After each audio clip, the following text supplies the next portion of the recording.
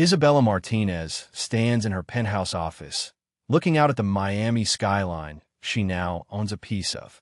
Her phone rings. The name on the screen makes her freeze. Sophia, sister. She hasn't spoken to her sister in 7 years. Not since that horrible day. Against her better judgment, Isabella answers. Sophia's voice immediately breaks through, desperate and sobbing. Isabella, please. Uncle Carlos and Aunt Maria are dying. I need money for their treatment. I have nothing left. Sophia's voice cracks with desperation. Please, Isabella, they're all I have left. I'm begging you. Isabella's jaw tightens. The same sister who got everything while she got nothing. Go earn your own money, Sophia. The words cut like ice through the phone. Sophia's sobs echo through the line. Isabella, please. I know what we did was wrong, but they're dying. You should have thought about that before. Isabella's voice is stone cold. She hangs up without another word. The silence in the penthouse is deafening. Sophia is learning what it feels like to have nothing. To be desperate. To beg. Just like Isabella did 7 years ago. Just like Isabella did when her family destroyed her. But 7 years ago, Isabella was the one crying. Isabella was the one with nothing. 7 years ago, Isabella was the one begging for help that never came. Because 7 years ago, on the worst day of her life, her parents said words that changed everything. Words that destroyed her world and built the woman standing here today. But 7 years ago, Isabella was the one who was told to go earn her own money. 7 years ago, Isabella was the one who was thrown away like garbage by her own family. And that day, 7 years ago, is where this story really begins. Where are you watching from today? Have you ever felt rejected by those who should love you most? Share your story in the comments, hit that like button, and subscribe because this journey is just beginning. 7 years earlier, the law office of Richardson and Associates feels cold and unwelcoming as the Martinez family gathers for the reading of the will. Isabella sits quietly in the corner, her hands folded in her lap. She's wearing her only black dress, hoping today might finally bring some peace with her family.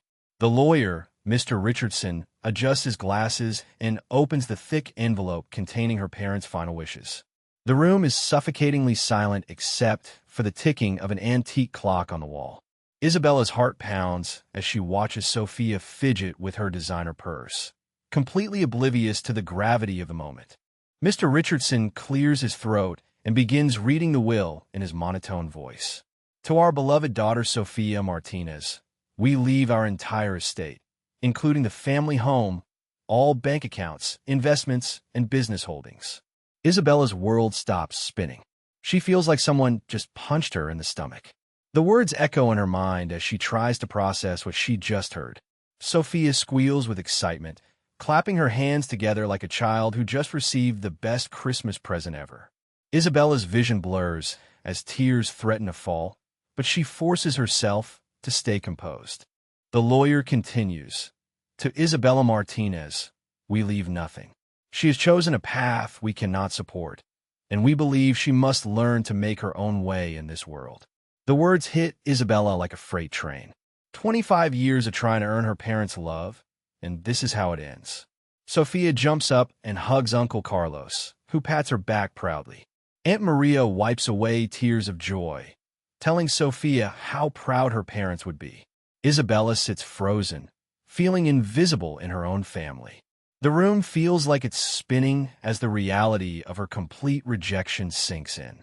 Isabella stands up on shaking legs, her voice barely a whisper. There must be some mistake. I'm their daughter too.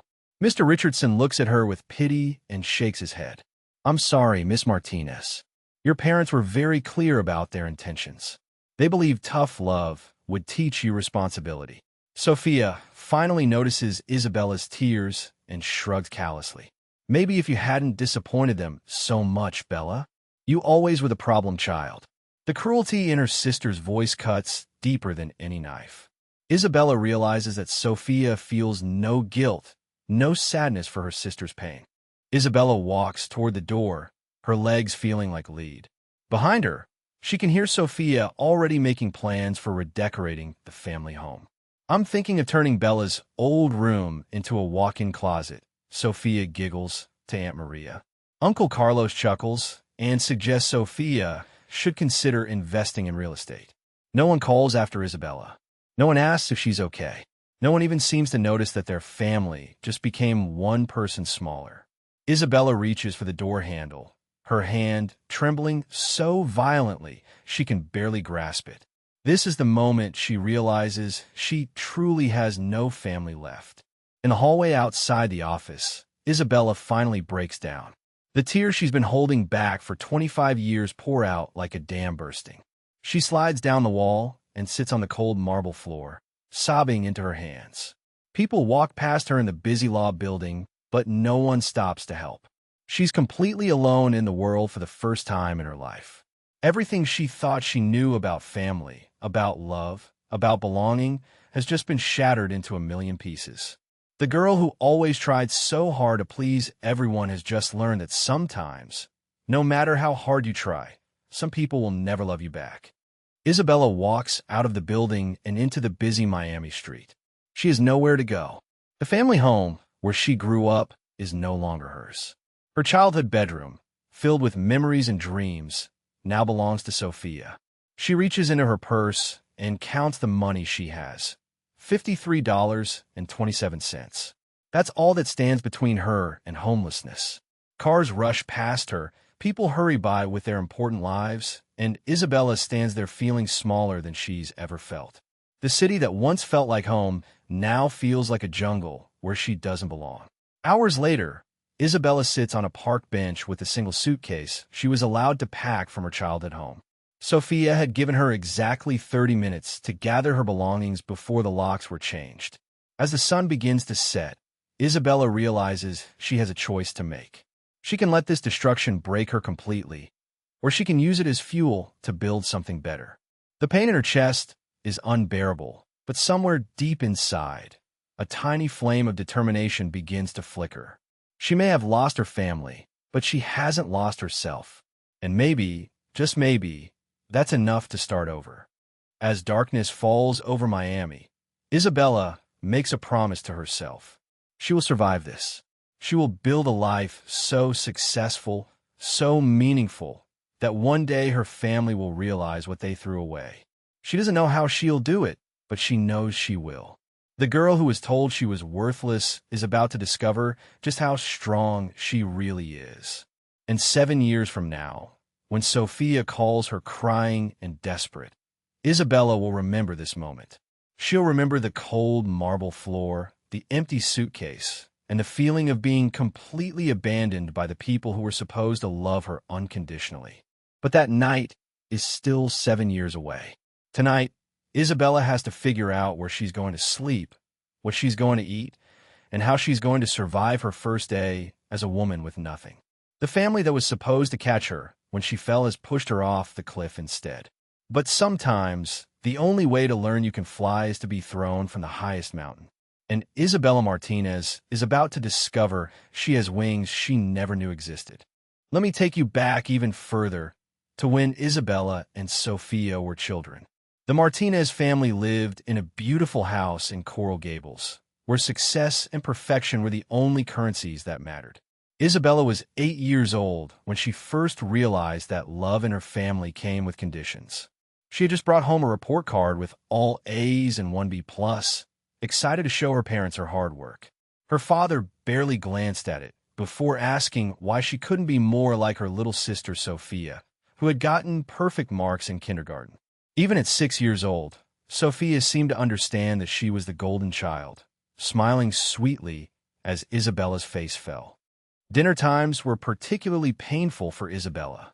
Every evening, their parents would ask Sophia about her day first, praising every small accomplishment with enthusiasm. When they finally turned to Isabella, their tone would change completely. "And what about you, Isabella? Did you cause any trouble today?" It didn't matter that Isabella was a straight-A student, that she helped with chores without being asked, or that she never got in trouble at school. Their parents had already decided who the good daughter was, and it wasn't her. Sophia would kick Isabella under the table when their parents weren't looking, then put on an innocent face when Isabella winced in pain. By the time Isabella was 10, the pattern was firmly established. Family photos always featured Sophia prominently in the center, while Isabella was pushed to the side or cut out entirely. Birthday parties were elaborate affairs for Sophia, with pony rides and professional entertainers, while Isabella's birthdays were quiet, small gatherings that her parents seemed eager to finish. When Sophia wanted dance lessons, art classes, or expensive toys, money was never an issue. When Isabella asked for guitar lessons, her father said they couldn't afford frivolous expenses. The message was clear: Sophia's dreams mattered, Isabella's didn't. As teenagers, the favoritism became even more pronounced. Isabella threw herself into academics, believing that if she could just be perfect enough, smart enough, accomplished enough, her parents would finally see her worth. She studied until 2 a.m. every night, joined every honor society, volunteered at the local hospital, and maintained a 4.0 GPA. Meanwhile, Sophia barely passed her classes, but their parents celebrated her C+ in math like she had won a Nobel Prize. When Isabella got into pre-med at the University of Miami with a full scholarship, her father's only response was, "Well, at least one of our daughters is useful." The word stung worse than any physical blow. Isabella's high school graduation should have been a moment of triumph. She was valedictorian, had been accepted to multiple prestigious universities, and had earned over $200,000 in scholarship money. As she gave her valedictorian speech, she looked out at the audience and saw her parents checking their phones while other families cheered. After the ceremony, while other families took dozens of photos and went out for celebratory dinners, the Martinez family went home early because Sophia was tired. Her parents spent the car ride home talking about Sophia's upcoming Sweet 16 party, completely ignoring Isabella's achievements. That night, Isabella cried herself to sleep, finally understanding that nothing she did would ever be enough. In college, Isabella discovered art. For the first time in her life, she found something that made her soul sing, something that felt authentically hers. She started with pre-med as her parents demanded, but spent every free moment in the art studio, creating beautiful paintings and sculptures that expressed all the pain and beauty she carried inside. Her art professor, Dr. Chun, saw her talent immediately and encouraged her to consider changing her major. "Isabella," he said one day, "you have a gift. Don't waste it trying to please people who will never appreciate what makes you special." Those words planted a seed that would eventually change everything. The explosion came during Isabella's sophomore year when she finally gathered the courage to tell her parents she wanted to change her major to fine arts. The reaction was immediate and devastating.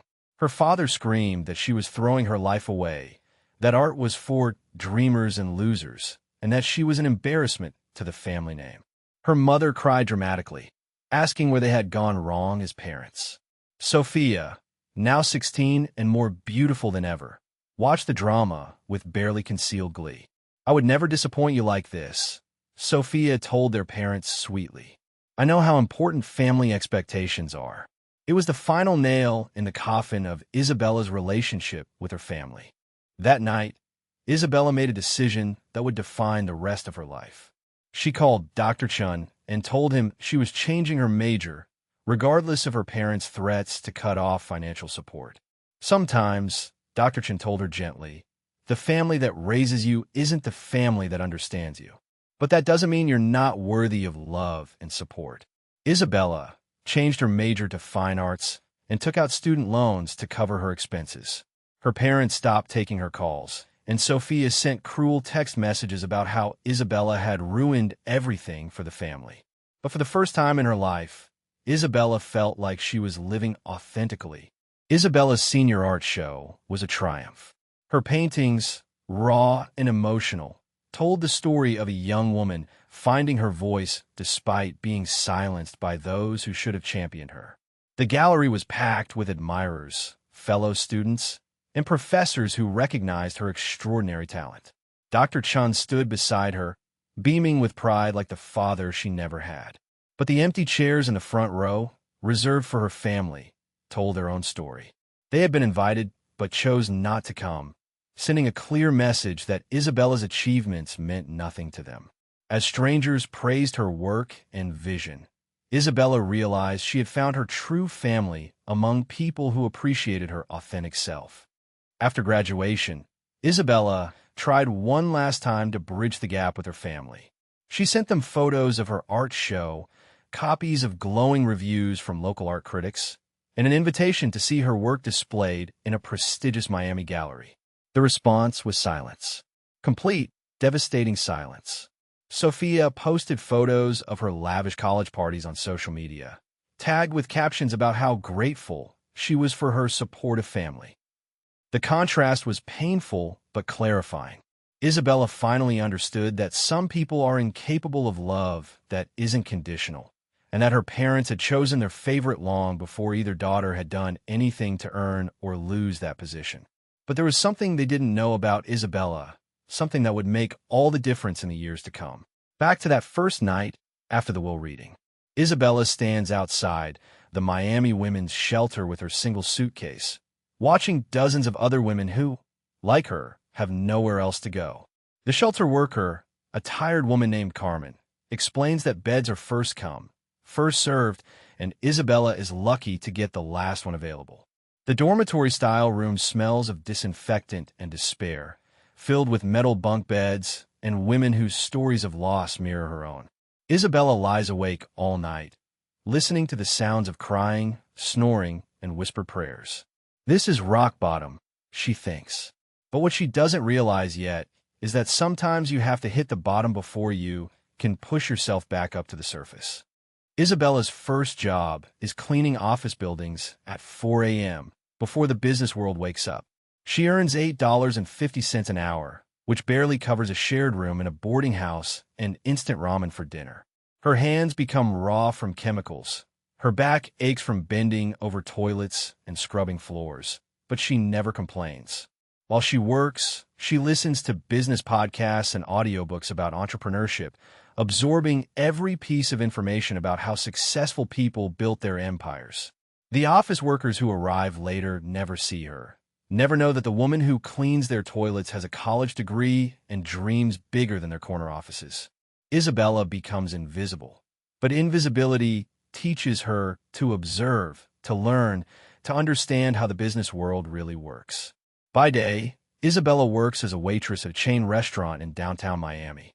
The work is exhausting, the customers are often rude, and the tips barely supplement her cleaning job income. But Isabella approaches every shift like a masterclass in customer service, psychology, and business operations. She studies which servers make the most tips and why, learns how to read people's moods and adjust her approach accordingly, and pays attention to how the restaurant manages inventory, staff, and customer flow. Her manager, Roberto, notices her work ethic and offers her extra shifts whenever someone calls in sick. "You're different from the others," he tells her one busy Friday night. "You watch and learn instead of just complaining." Every night, after her double shifts, Isabella returns to her tiny room and studies. Not art this time, but business, finance, and real estate. She uses the public library's computers to research successful entrepreneurs who started with nothing, studying their strategies and failures with the intensity of a doctoral student. She creates vision boards with magazine cutouts of the life she wants to build, mapping out 5-year and 10-year plans with the precision of a military operation. Her roommate, an older woman named Elena who works 3 jobs to support her grandchildren, becomes Isabella's first real friend in this new world. "Mija," Elena says one night, watching Isabella study, "I see fire in your eyes. Don't let this world put it out." 6 months into her new life, Isabella sees a job posting for an administrative assistant at Martinez and Associates Real Estate. The irony of the name isn't lost on her, but she applies anyway, using skills she's developed from watching the business world operate. Her resume is thin, but her cover letter is compelling, telling the story of someone who understands hard work and dedication without revealing the full truth of her circumstances. The office is everything she dreams of having someday. Marble floors, floor-to-ceiling windows, and an energy that speaks of success and ambition. During her interview, she meets David Martinez, a successful real estate developer who built his company from nothing after immigrating from Colombia 20 years earlier. David Martinez sees something in Isabella that others have missed. During their interview, he asks her unusual questions. What do you see when you look at this city? What would you change about how business is done here? What drives you when everything seems impossible? Isabella's answers reveal a depth of observation and ambition that surprises even her. She talks about the gap between luxury developments and affordable housing, about the potential she sees in overlooked neighborhoods, about her belief that business should create opportunities for everyone, not just the wealthy. David listens intently, recognizing the hunger and intelligence that built his own empire. Isabella, he says at the end of the interview, I don't think you want to be an assistant for very long. But if you're willing to learn, I'm willing to teach. Isabella throws herself into her new job with the same intensity she applied to survival. She arrives first and leaves last, absorbing every aspect of the real estate business like a sponge. David becomes more than a boss. He becomes the mentor and father figure she never had. He teaches her to read market trends, understand property values, negotiate deals, and most importantly, see potential where others see problems. The secret to real estate, David tells her one day, isn't finding perfect properties. It's seeing what others can't see and having the courage to act on that vision. Isabella takes notes on everything, building a knowledge base that will serve her for years to come. After 8 months of saving every penny and learning everything she can, Isabella is ready to take her first real step toward independence. She's saved $3,000 from her combined jobs and tips, and David has taught her enough about the market to spot an opportunity. She finds a small, rundown apartment in an up-and-coming neighborhood that she can buy for $15,000 with owner financing. The seller is desperate. The property needs work, but Isabella sees what others don't: potential. David agrees to co-sign the loan and provides guidance on the renovation. This is how empires begin, he tells her as they walk through the property. One brick, one decision, one risk at a time. Isabella spends every weekend and evening renovating her first property. She learns plumbing, painting, flooring, and basic electrical work through YouTube videos and trial and error. Her hands, already tough from cleaning jobs, become callous from construction work. Elena helps when she can, and even Roberto from the restaurant comes by on weekends to lend a hand. The transformation is remarkable. What was once a drug house becomes a charming studio apartment that attracts young professionals. When Isabella sells it 3 months later for $28,000, she's made more money in one deal than she earned in 6 months of double shifts. But more importantly, she's proven to herself that she can create value from nothing. David is so impressed with Isabella's first flip that he offers her a partnership in a larger project. You have something special, he tells her. Vision, work ethic, and the hunger that can't be taught. I want to invest in your future. Together, they begin planning Isabella's next move, a multi-unit property that will require more money, more risk, and more skill. As Isabella signs the partnership agreement, she thinks about her family, probably sitting in their comfortable home, completely unaware that the daughter they threw away is building something extraordinary.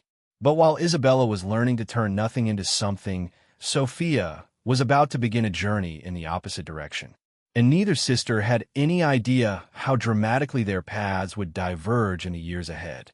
While Isabella scrubbed toilets and saved every penny, Sophia was living a completely different reality. The inheritance had made her an instant millionaire at 23, and she intended to enjoy every second of it. Her new penthouse apartment cost $8,000 a month in rent, but Sophia didn't care about budgets or saving money. Money is meant to be spent, she told her friends as they sipped $300 bottles of champagne by her infinity pool. Uncle Carlos and Aunt Maria tried to suggest she invest some of the inheritance, but Sophia waved off their concerns with a laugh. You worry too much, she said, buying another designer handbag that cost more than most people's monthly salary. There's plenty more where that came from. Sophia's nights were spent in Miami's most exclusive clubs, where she quickly became known as the girl who always picked up the tab. She surrounded herself with people who called themselves her friends, but were really just attracted to her unlimited credit card.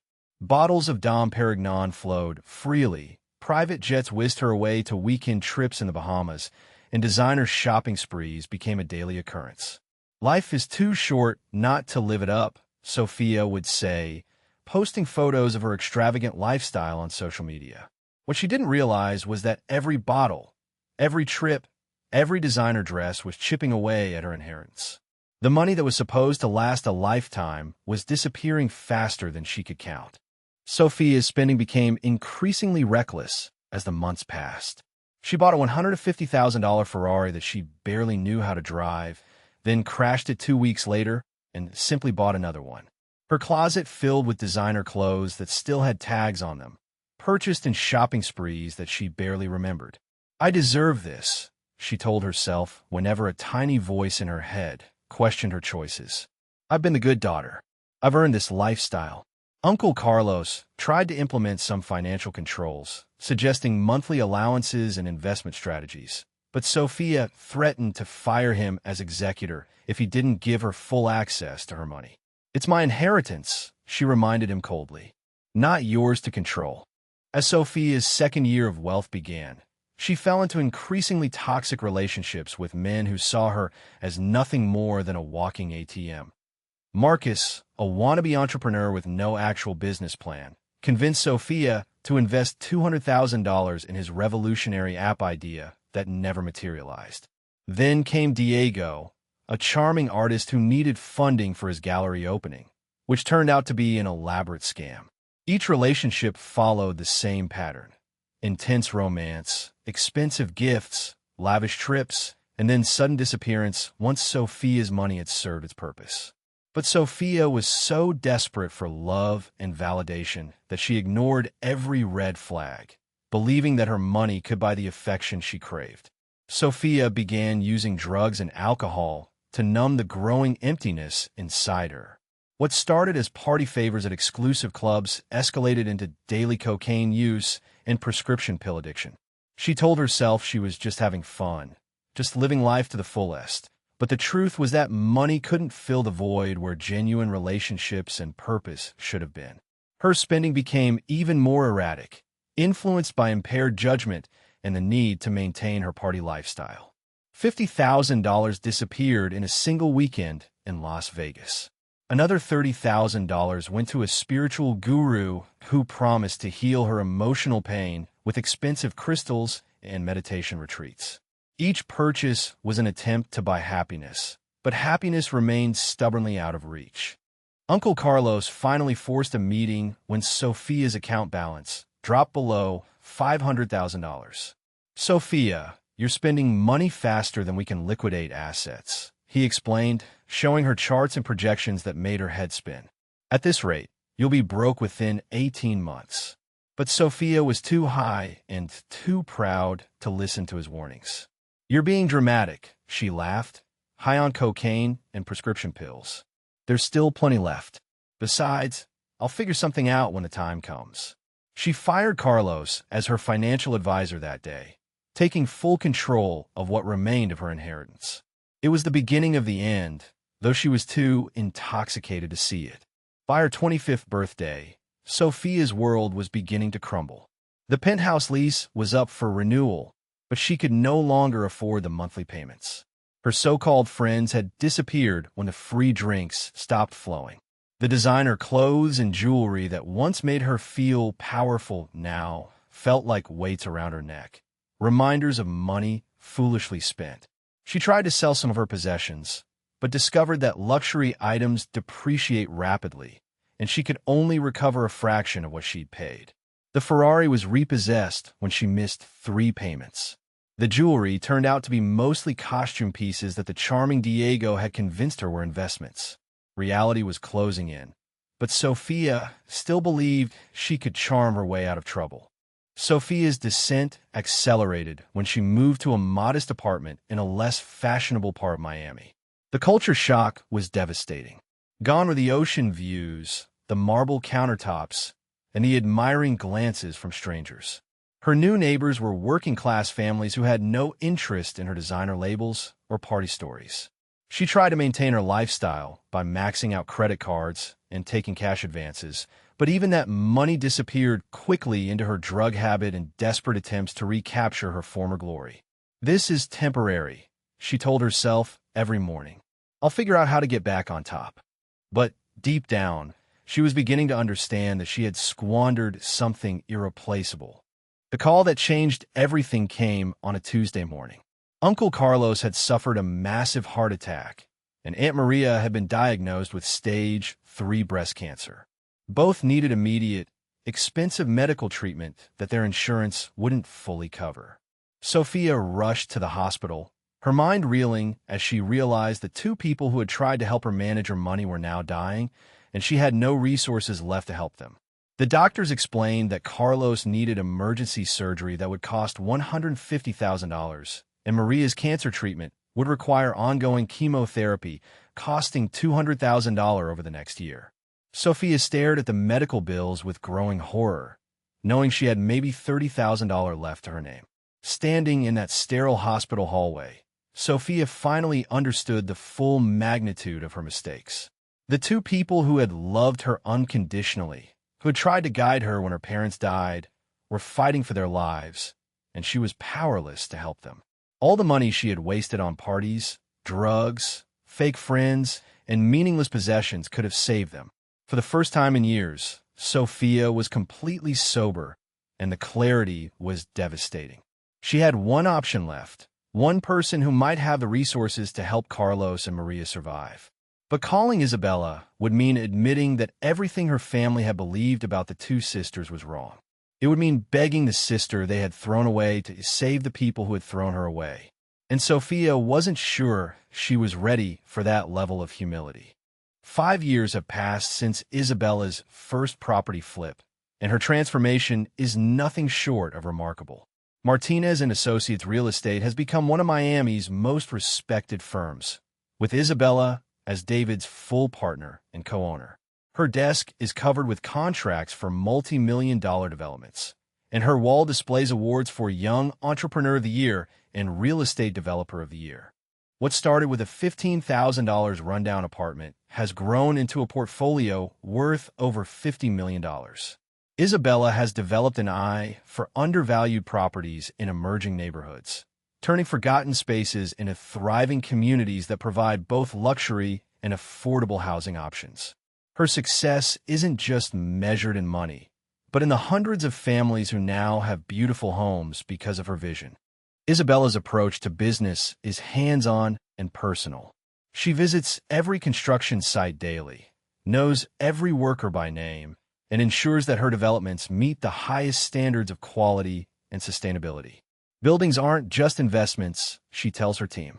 They're homes where people will create memories, raise families, and build their own dreams. Her workers respect her because she never asks them to do anything she wouldn't do herself. She's been known to grab a hammer when deadlines are tight, to bring lunch for crews working overtime, and to personally resolve any issues that arise. This leadership style has created fierce loyalty among her employees and subcontractors, giving her company a competitive advantage in a cutthroat industry. Isabella's latest project is her most ambitious yet, a mixed-use development that will revitalize an entire neighborhood while providing both luxury condos and affordable housing units. The $25 million project requires multiple investors, city approval, and coordination with community leaders who want to ensure the development benefits longtime residents rather than displacing them. Successful development should lift entire communities, Isabella explains to potential investors. When we create value, everyone should benefit, not just the wealthy. Her presentation is compelling, her financial projections are solid, and her track record speaks for itself. By the end of the meeting, she secured $30 million in funding, $5 million more than she needed. Isabella's personal life reflects her professional success. She owns a beautiful apartment in Brickell with floor-to-ceiling windows overlooking Biscayne Bay, but it's not ostentatious or wasteful like Sophia's former penthouse. Every piece of furniture serves a purpose, Every decoration has meaning, and the overall feeling is one of earned comfort rather than excess. Her home office is filled with business books, architectural plans, and photos from completed projects. On her desk sits a small framed photo of Elena, her former roommate from the boarding house, who now works as Isabella's office manager. Never forget where you came from, Elena reminds her regularly. Success is sweeter when you remember the struggle. Despite her busy schedule, Isabella makes time to mentor other young entrepreneurs, especially women and immigrants who face the same barriers she once encountered. Every month, she speaks at community centers, business schools, and nonprofit organizations, sharing her story and offering practical advice about building businesses from nothing. The most valuable currency isn't money, she tells a group of aspiring entrepreneurs. It's knowledge, relationships, and a willingness to work harder than anyone expects. She's established a scholarship fund for students pursuing business degrees, and her company offers paid internships to young people from disadvantaged backgrounds. Success, for Isabella, isn't just about personal achievement. It's about creating opportunities for others. David Martinez has become more than a business partner to Isabella. He's the father figure she never had. Their monthly dinner meetings are equal parts business strategy and personal check-ins. "I'm proud of you, Mija," David tells her as they celebrate the signing of their largest development deal. "But I'm even more proud of how you've stayed true to your values while building your empire." Isabella credits David with teaching her that success without integrity is hollow, and that the best business decisions are those that benefit everyone involved. Their partnership has evolved into a true friendship built on mutual respect and shared values. David often jokes that Isabella will probably buy him out within the next 5 years, and they both know he's probably right. Standing in her corner office, Isabella often reflects on the journey that brought her here. The woman who once cleaned these same buildings now owns several of them. The girl who was told she'd never amount to anything has built an empire that employs over 200 people and has transformed entire neighborhoods. But success hasn't made her forget the pain of rejection or the hunger that drove her to prove everyone wrong. She keeps a small photo in her desk drawer, not of her family, but of the homeless shelter where she spent her first night alone. It reminds her that success is fragile, that empathy matters, and that everyone deserves a second chance. Except maybe the people who never gave her a first chance. Even with all her success, Isabella maintains the work ethic that got her here. She's often the first person in the office and the last to leave, not because she has to, but because she genuinely loves building something meaningful. Her projects are carefully chosen for their potential to create positive change, not just profit. She's turned down numerous deals that would have made quick money, but compromised her values or hurt communities. Wealth without purpose is just hoarding, she tells herself when tempted by easy money. Her success is built on a foundation of hard work, ethical decision-making, and genuine care for the people affected by her developments. This approach has earned her respect throughout Miami's business community and beyond. But on this particular evening, as Isabella prepares to leave her office after another successful day, her phone rings with news that will test everything she's built. The caller ID shows a number she doesn't recognize, but the area code is familiar. It's Miami, but not from any business contact she knows. Something in her gut tells her this call will change everything, bringing the past crashing into the present she's worked so hard to build. She hesitates before answering, her hand hovering over the phone as it rings again. 7 years of silence are about to be broken, and Isabella has no idea that the sister who destroyed her life is about to need her more than she's ever needed anyone. But Isabella's success story is about to intersect with Sophia's downward spiral in ways neither sister could have predicted. Because on the same day that Isabella closed the biggest deal of her career, Sophia received the worst news of her life. And the sister who was once told to go earn your own money is about to become the only person with enough money to save the family that rejected her. The irony is devastating, the timing is perfect, and the choice Isabella will have to make will define not just her future, but the kind of person she's truly become. Because sometimes the universe has a sense of justice that's more poetic than anything humans could design. Sophia stares at her bank statement in disbelief. The number reads $27,340.52.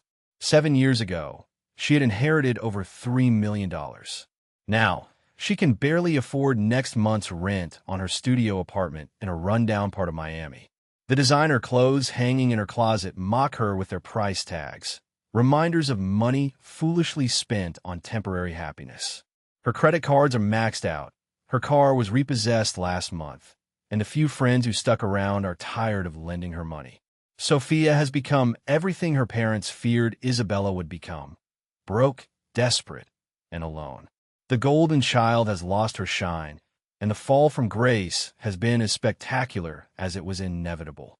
Sophia's drug addiction has spiraled completely out of control. Without money for cocaine, she's been stealing prescription pills from medicine cabinets at parties, buying painkillers from street dealers, and mixing alcohol with whatever she can find to numb the constant anxiety and shame. When a pharmacy refuses to fill her Xanax prescription because her insurance has lapsed, Sophia breaks down, crying in the aisle between greeting cards and vitamins. The pharmacist, a kind elderly man named Mr. Patel, recognizes the signs of addiction and gently suggests she seek help. There are programs, he tells her softly, people who can help you get clean. But Sophia is too proud and too scared to admit she needs help, too convinced that she can solve her problems on her own. The call that changes everything comes at 3 a.m. Uncle Carlos has suffered a massive heart attack while mowing his lawn, and Aunt Maria has collapsed from exhaustion while caring for him. At the hospital, doctors explain that Carlos needs immediate triple bypass surgery, and Maria's cancer has spread faster than expected, requiring aggressive treatment that must begin within days. The medical bills are staggering: $180,000 for Carlos's surgery, $250,000 for Maria's experimental treatment, plus ongoing care that could cost hundreds of thousands more. Insurance will cover some costs, but the family needs at least $300,000 upfront. Sophia listens to these numbers with growing horror, knowing she has less than $30,000 to her name and no way to get more. Sitting in a hospital waiting room, Sophia finally confronts the full magnitude of her failures. The two people who loved her unconditionally, who tried to guide her when her parents died, are dying because of her selfishness and stupidity. Every dollar she spent on parties could have gone toward their medical care. Every weekend in the Bahamas could have funded months of treatment. Every designer handbag could have paid for medicine that might save their lives. The weight of her choices crushes down on her like a physical force, making it hard to breathe. Other families in the waiting room hold each other, share strength, pool resources. Sophia sits alone, friendless, broke, and powerless to help the people who need her most. Back in her apartment, Sophia desperately searches for anything valuable she can sell. The jewelry Diego convinced her to buy turns out to be worthless costume pieces. The designer clothes have depreciated so much that consignment shops offer her pennies on the dollar. Her electronics are outdated, her furniture is rental, and even her remaining makeup and perfumes won't raise more than a few $100s. She finds a shoebox full of receipts from her spending sprees: $50,000 in one weekend in Vegas, $30,000 on a spiritual retreat, $80,000 on a car she crashed 2 weeks later. Each receipt is a reminder of money that could have saved Carlos and Maria's lives. The math is devastating. She spent more on a single handbag than most families make in a year. Sophia finds a photo album buried in her closet, filled with pictures from happier times. There's Uncle Carlos teaching her to ride a bike when she was 6. Aunt Maria helping her get ready for prom when she was 17.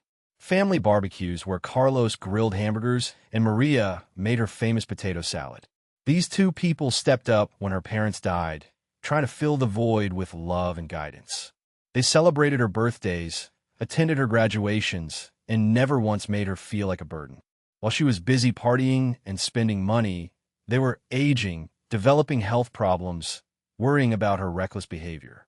They deserved better than a niece who only called when she needed money. They deserved better than a family member who squandered the resources that could have saved them. Sophia stares at her phone, scrolling through her contacts list. Most of the numbers belong to people who have already cut her off, friends who got tired of her borrowing money, ex-boyfriends who used her and disappeared. There's only one person left who might have the resources to help Carlos and Maria. Only one person who has built the kind of success that could cover hundreds of thousands in medical bills. Only one person who owes her absolutely nothing but might still have enough compassion to help. Isabella's name sits in her contacts like a ghost from another life. 7 years of silence stretch between them. 7 years of pride and stubbornness and mutual hurt. Sophia deleted Isabella's number years ago in a fit of spite, but she memorized it first, just in case. With trembling fingers, Sophia dials the number she's carried in her memory for 7 years. Each ring feels like an eternity. Part of her hopes Isabella won't answer, that she can tell herself she tried without actually having to face the sister she helped destroy.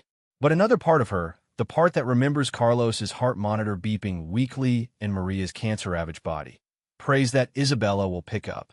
That somehow, despite everything that happened between them, there's still enough family connection left to save the people they both once loved. The phone rings once, twice, 3 times.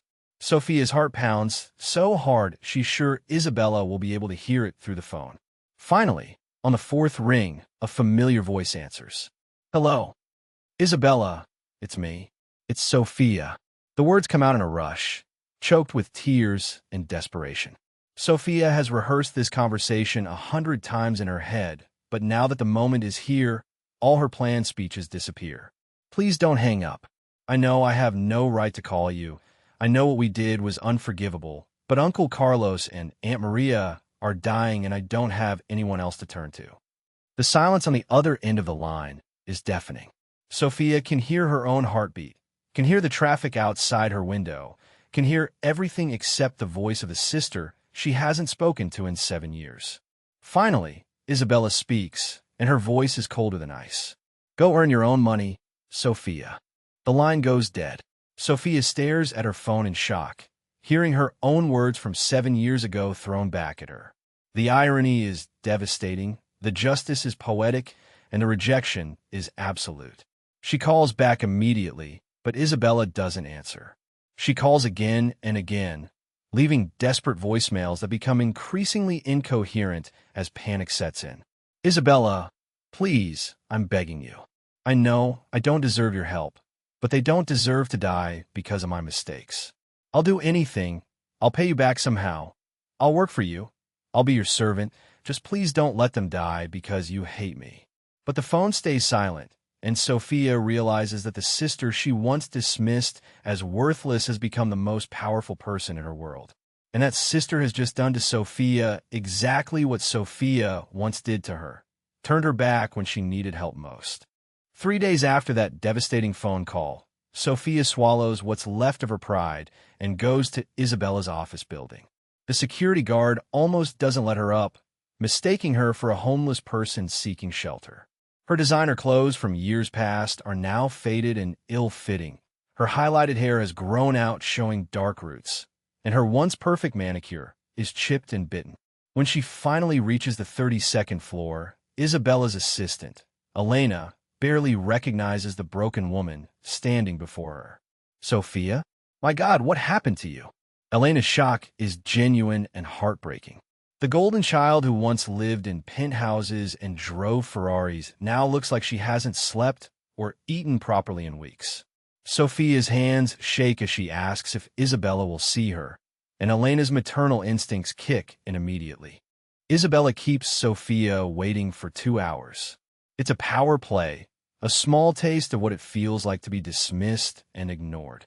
Through the glass walls of the conference room, Sophia can see Isabella conducting meetings, shaking hands with investors, commanding respect from everyone around her. The contrast is devastating. 7 years ago, Sophia was the one with power, money, and family support, while Isabella had nothing. Now Isabella owns the building they're sitting in, employs hundreds of people, and has the kind of success that Sophia once thought was impossible for her loser sister. Every minute that passes reinforces the complete reversal of their fortunes. Sophia watches her sister move through the business world with confidence and authority, and realizes she's looking at the person she could have become if she hadn't wasted her inheritance on parties and drugs. When Isabella finally agrees to see her, the meeting feels more like an interrogation than a family reunion. Isabella sits behind her massive desk, every inch the successful businesswoman, while Sophia hunches in the chair across from her like a supplicant begging for mercy. "You have 5 minutes," Isabella says coldly, not offering coffee or even basic courtesy. "Explain why I should care about your problems." Sophia tries to speak, but the words catch in her throat. Seeing Isabella like this, confident, powerful, completely transformed, makes her realize how thoroughly she underestimated her sister. The woman sitting across from her isn't the broken, desperate girl who was thrown out 7 years ago. This is someone who built an empire from nothing, who turned rejection into motivation, who became everything their parents said she'd never be. "Isabella, I know you hate me. I know I don't deserve your help. I know our family treated you horribly, and I was part of that." Sophia's voice breaks as 7 years of suppressed guilt pour out. "But Uncle Carlos and Aunt Maria are going to die, and it's my fault. I spent all the money that could have saved them. Every dollar I wasted on parties and drugs and stupid, meaningless things could have paid for their treatment." She pulls out her phone and shows Isabella the medical bills, the prognosis, the timeline they're working with. "They have maybe 2 weeks before it's too late. I'm not asking you to forgive me. I'm not asking you to pretend we're family. I'm just asking you to save 2 people who don't deserve to pay for my mistakes." Isabella listens without expression, her face a mask of professional detachment. Isabella stands and walks to the window, her back to Sophia. "Do you remember what you said to me 7 years ago, when I begged our parents to reconsider the will?" Sophia's face goes pale as Isabella continues. "You said, maybe if you hadn't disappointed them so much, Bella. You always were the problem child. You felt no guilt, no sadness for my pain. You even suggested turning my childhood bedroom into a walk-in closet before I'd even left the building." Isabella turns around, and for the first time, Sophia sees the depth of hurt she caused. "You watched me leave with a single suitcase, and you felt nothing. You had every opportunity to stand up for me, to share what you'd inherited, to show even basic human decency. Instead, you celebrated my destruction. I slept in homeless shelters, Sophia. I cleaned toilets for $8 an hour. I ate ramen noodles for dinner every night for 2 years because I couldn't afford anything else. I wore the same 3 outfits to work until they fell apart because I was saving every penny to build something better." Isabella's voice is steady, but there's steel underneath. "And while I was fighting for survival, you were posting photos of your penthouse parties on social media, spending more on a single bottle of champagne than I made in a month. You never once wondered if I was alive or dead. You never once felt guilty about what our family did to me. So tell me, Sophia, why should I feel guilty about what's happening to you now?" The question hangs in the air like a blade, cutting through 7 years of silence and resentment. Sophia slides off her chair and falls to her knees in front of Isabella's desk, sobbing uncontrollably. "You're right. You're absolutely right. I was cruel and selfish and blind. I didn't deserve the money our parents left me, and I proved it by wasting every penny. You deserved it. You always deserved it. You were the better daughter, the better person, the better everything, and I was too stupid and jealous to see it." Her words come out in broken gasps between sobs. "I'm not asking you to save me. I'm asking you to save them. Carlos and Maria loved you too. They tried to talk our parents out of the will. They wanted to help you, but our parents threatened to cut them off too if they interfered. They don't deserve to die because I'm a failure." Isabella watches this breakdown with a mixture of satisfaction and genuine conflict. For the first time since Sophia arrived, Isabella's composure cracks slightly. The mention of Carlos and Maria hits deeper than she expected. She remembers Carlos teaching her to drive when she was 16, Maria bringing her homemade soup when she had the flu. They were never able to openly oppose her parents, but they showed her kindness in small ways when they thought no one was looking. They sent her birthday cards even after the will reading, until Sophia made them stop. They were caught between loyalty to her parents and love for both nieces, and they chose the path of least resistance. But they didn't choose cruelty. They didn't choose celebration while she suffered. They were flawed, but they weren't evil. And now they're dying while Sophia, the architect of her own destruction, kneels on Isabella's office floor begging for mercy she doesn't deserve. Isabella walks around her desk and stands in front of Sophia, who remains on her knees like a penitent seeking absolution. "Get up," Isabella says quietly. Sophia struggles to her feet, mascara streaking down her cheeks, hands shaking from withdrawal and fear. "I'll pay for their treatment," Isabella says, and Sophia's knees nearly give out with relief. "But I have conditions." Sophia nods frantically, agreeing to anything before she even hears the terms. "You will check yourself into rehab today. A real program, not some luxury spa. You will get clean, and you will stay clean. When you get out, you will work for me. Not as a favor, not as charity, but because you'll start at the bottom and earn your place like everyone else. You'll start as a janitor, cleaning the same toilets I once cleaned. And maybe, if you prove you're capable of actual work and genuine change, you might earn the right to call me sister again." Sophia stares at Isabella in shock, hardly believing what she's hearing. "You'll really save them? Even after everything I've done?" Isabella nods, already pulling out her phone to make arrangements. "I'm not doing this for you, Sophia. I'm doing it for them. And because the person I've become doesn't let innocent people suffer for other people's mistakes. But understand this. This is your last chance. Your only chance. If you waste it like you wasted everything else our parents gave you, you'll never see me again. And next time you need help, there won't be anyone left to call."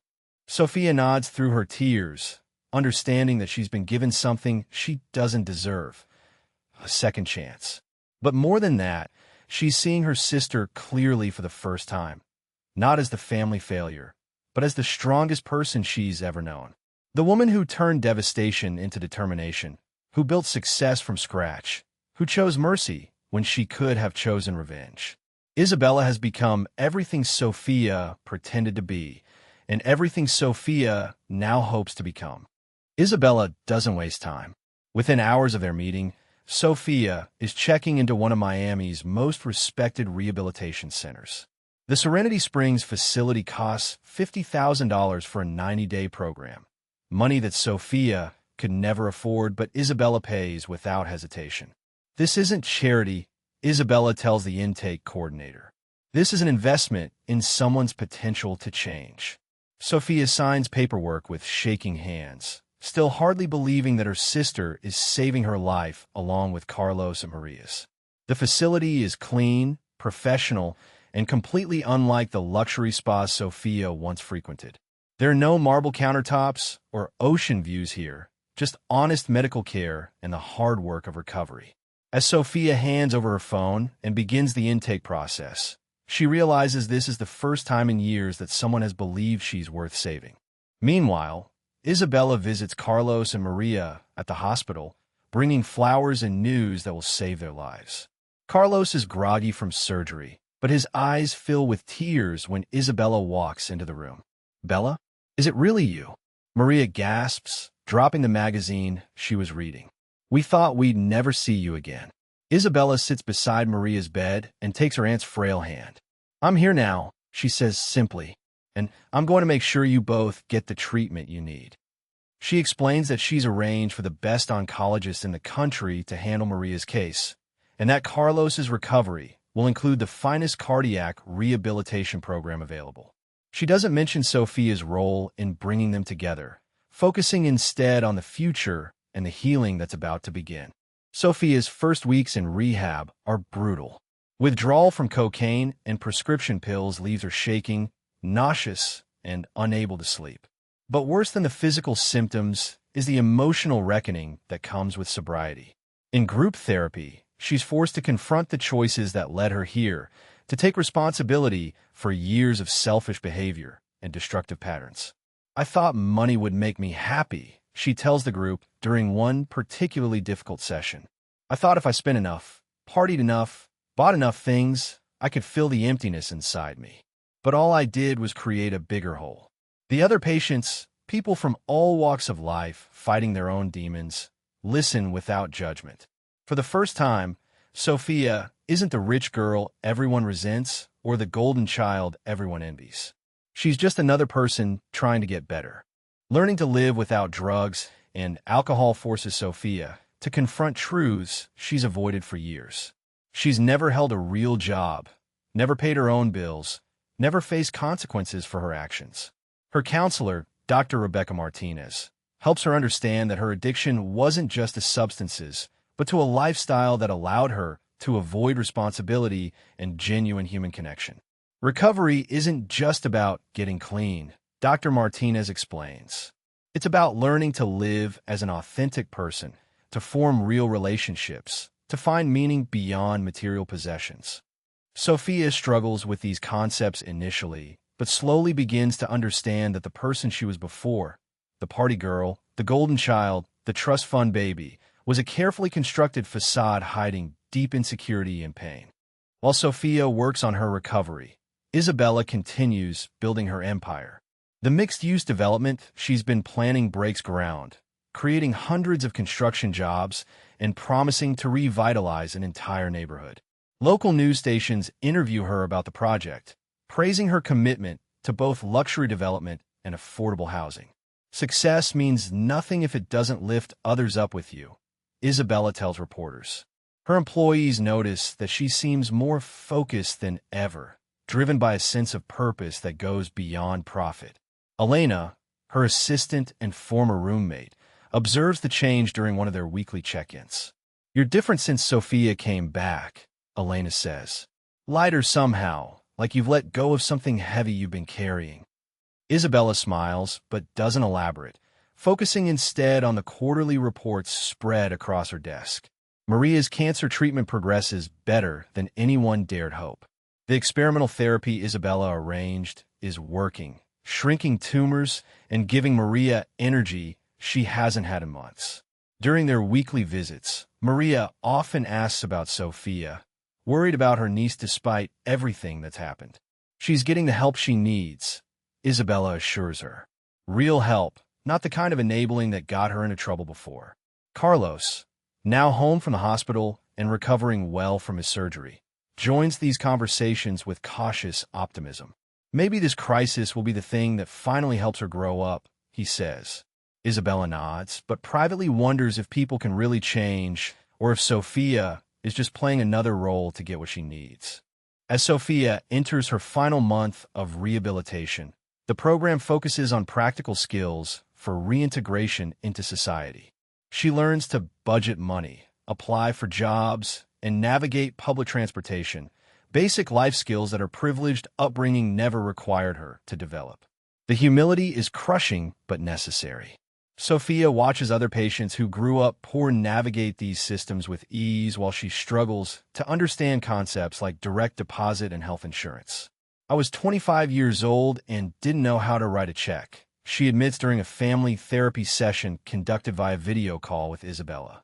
"I had millions of dollars, but no idea how money actually works." Isabella listens to these admissions with a mixture of sympathy and frustration, remembering her own crash course in financial survival 7 years earlier. Dr. Martinez conducts Sophia's exit interview with careful attention to the arrangements Isabella has made. "Your sister has agreed to employ you, but she's also made it clear that this is your last chance," Dr. Martinez explains. "You'll be starting as a janitor, earning minimum wage, and working your way up based on merit alone. No family connections, no special treatment, no safety net if you relapse or fail to meet expectations." Sophia nods, understanding that this is both a gift and a test. "I know I don't deserve this opportunity," she says, "but I'm going to prove that I can change, that I can become someone worth saving." Dr. Martinez studies her carefully, looking for signs of manipulation or false promises, but sees genuine determination in Sophia's eyes. "Change is possible," she says finally, "but it's a choice you have to make every single day for the rest of your life." On a Monday morning in September, Sophia reports for her first day of work at Martinez and Associates Real Estate. She's wearing a simple uniform, carries a used backpack, and takes public transportation to the office building her sister owns. The security guard who once tried to keep her out now nods respectfully, having been briefed on her new role. Elena greets her with cautious warmth, explaining the job responsibilities and expectations. You'll be cleaning offices after hours, emptying trash, mopping floors, and maintaining the common areas, Elena explains. It's honest work, and if you do it well, there may be opportunities to advance.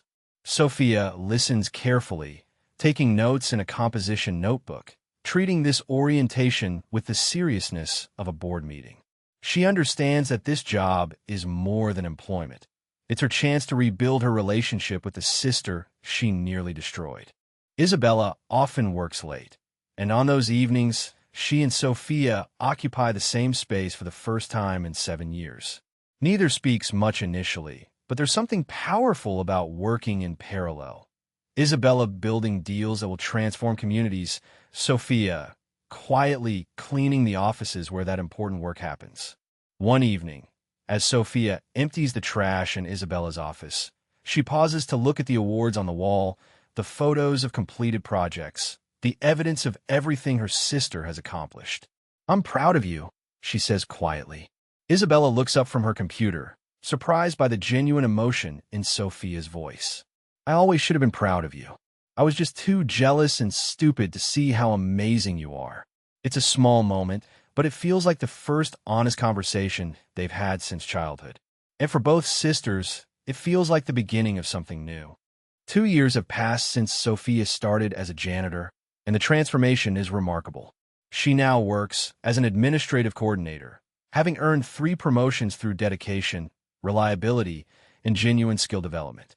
Her appearance reflects her internal change. Professional clothing purchased with her own earned money, natural hair color that suits her better than expensive highlights, and a confidence that comes from accomplishment rather than inheritance. She arrives at work each morning with the same determination that once drove Isabella, understanding that every day is an opportunity to prove her worth. The employees who initially whispered about the boss's troubled sister now respect her as a colleague who earned her place through hard work and humility. Sophia's presentation to the quarterly staff meeting demonstrates how far she's come. She's developed expertise in project management, client relations, and community outreach, contributing real value to the company's mission. Our affordable housing initiative has helped 150 families find homes they can actually afford. She reports, her voice steady and professional. "We've maintained our profit margins while creating genuine community impact." Isabella watches from the head of the conference table, occasionally nodding approval, but treating Sophia exactly like any other employee. The favoritism that once defined their family dynamic has been replaced by meritocracy, and Sophia has proven she can succeed when held to the same standards as everyone else. After the meeting, several colleagues compliment Sophia's work, and she feels the genuine satisfaction of earned recognition. Uncle Carlos and Aunt Maria are both in excellent health, their medical treatments having been completely successful thanks to Isabella's intervention. The family gatherings that were once awkward affairs marked by favoritism and tension have become genuine celebrations of survival and second chances.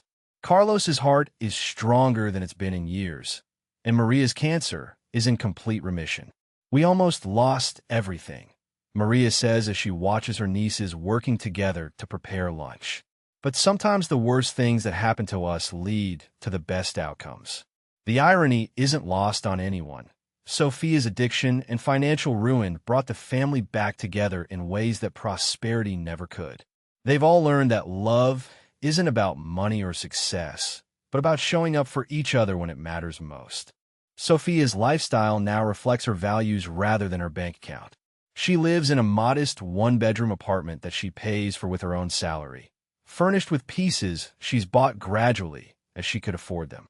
There are no designer labels or luxury brands, but there's genuine comfort and personality in every choice.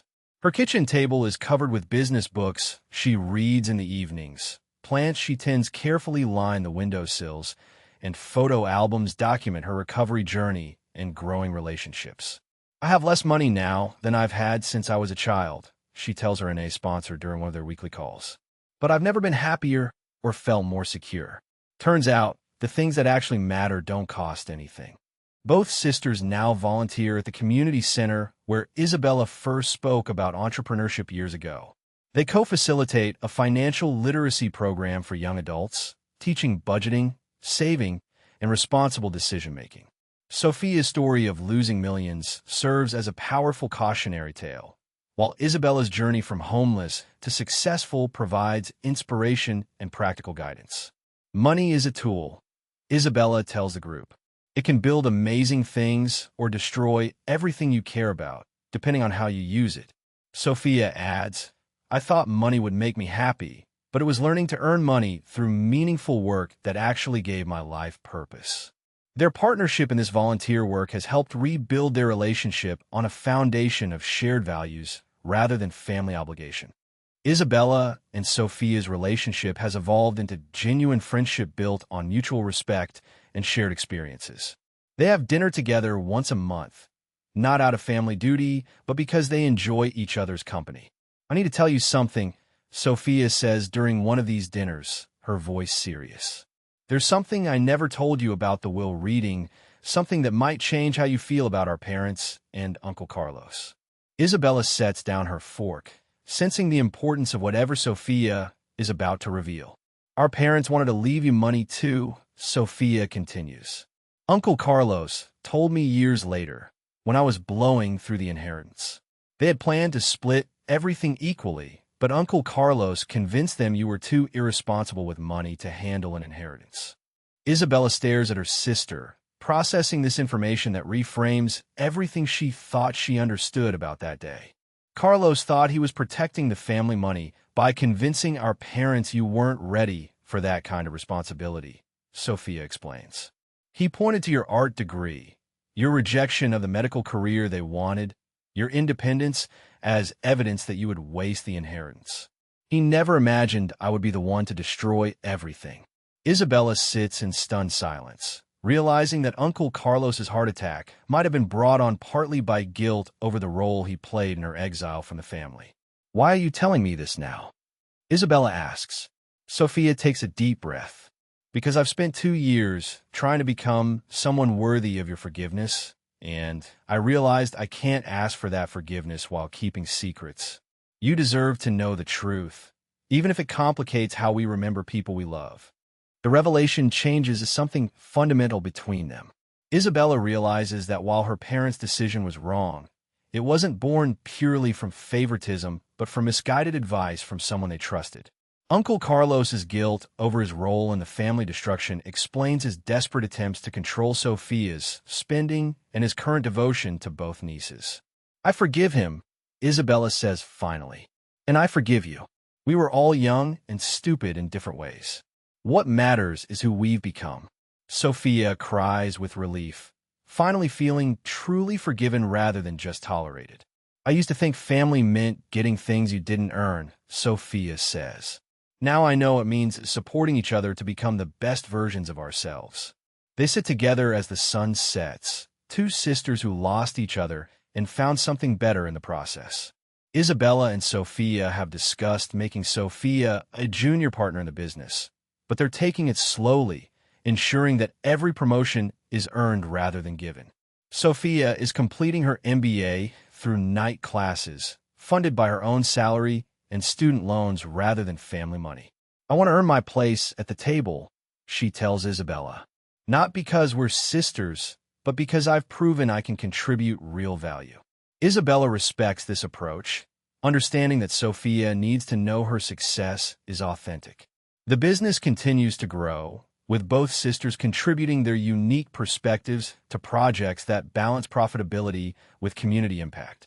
Their different journeys, Isabella's climb from poverty to success, Sophia's fall from wealth to wisdom, have given them complementary strengths that make their partnership powerful. The Martinez family dinners are now monthly traditions filled with laughter, honest conversation, and genuine affection. Uncle Carlos often talks about how proud he is of both his nieces, though his voice sometimes carries the weight of regret over his past decisions. Aunt Maria delights in having her family whole again, often remarking that their relationships are stronger now than they ever were before the crisis. "We had to lose each other to find each other," she says. Isabella has learned that forgiveness doesn't require forgetting, but it does require choosing love over anger. Sophia has learned that real worth comes from contribution rather than consumption. And both sisters have learned that family isn't about shared genetics or inherited wealth, but about choosing to support each other through both success and failure. Where are you watching from today? What did you think of this incredible journey of loss, redemption, and the true meaning of family? Share your thoughts in the comments. Give this video a like if it touched your heart, and subscribe for more amazing stories about second chances and the power of never giving up on the people we love.